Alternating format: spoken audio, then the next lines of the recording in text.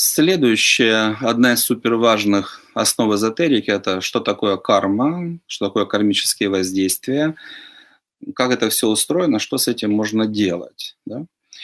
Если взять мышление обычного человека, как он смотрит на свою судьбу, или все случайно, хаотично, никаких законов нет, или там всё предрешено, ни на что невозможно влиять, там могут быть какие-то другие варианты. Если же мы говорим об человеке духовном, эзотеричном, то для него это наука. Да? Все, что касается кармы, это наука. Что такое карма?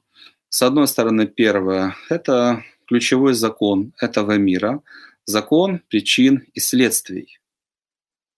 Если вы принимаете какие-либо решения, что и почему, каким образом будет происходить. А с одной стороны, это закон, с другой стороны, это силы и механизмы, которые этот закон реализуют. Ну и дальше, да, что с этим делать? С точки зрения закона, ну как там иногда бизнес-тренеры говорят, у человека есть свобода выбора, разумеется, есть, там, скажем, прыгать или не прыгать с 10 этажа.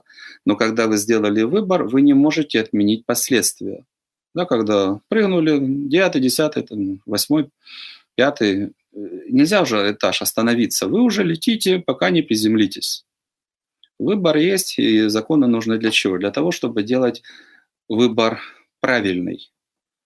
Да, где-то это более простой выбор, там врать или не врать, но и то неоднозначно. А если более сложный вариант, мир справедлив или несправедлив? Да? Но если вы верите, что мир несправедлив, ну тогда все бесполезно. Что не делай, все равно от вас ничего не зависит. А если мир справедлив, но по-своему, то в этой жизни побеждает кто? Более сильный, более умный, более быстрый, бесстрашный. Да, что бы ни происходило в этом мире, кто-то мешает бегать по утрам, заниматься спортом, да, изменять себя к лучшему, ставить цели, получать там образование, путешествовать, общаться с людьми классными, а не с посредственными. Кто-либо мешает? Нет. Да, это опять же ответственность человека.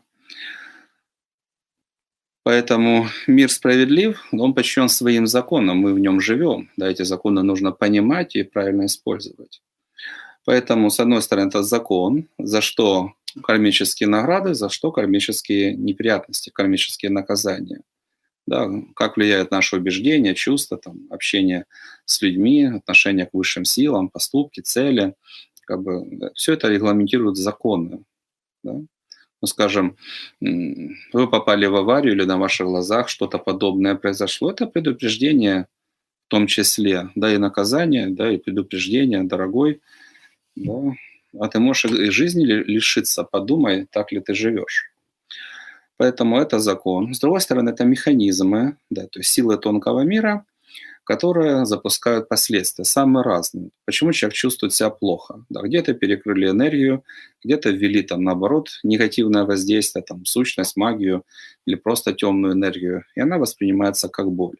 Если это продолжается долго, это превращается в хроническую болезнь. Да? Как создаются различные ситуации, конфликты, да? Что-то мешает достичь цели, что-то наоборот, да, судьба благоприятствует. Вот это вот механизмы, которые в эзотерике изучаются. Дальше как этим пользоваться?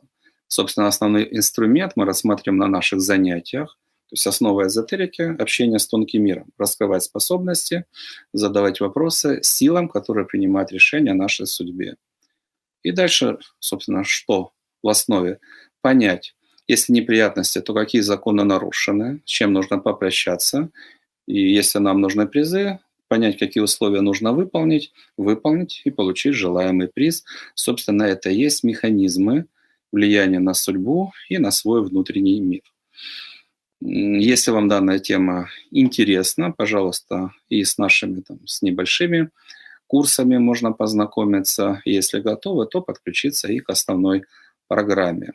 Да, фактически инструменты, которые дает эзотерика по изменению кармических воздействий, это по большому счету действительно фантастика, но особенно для остальных людей, которые не понимают и не верят, что такое возможно. Успехов, всего самого хорошего.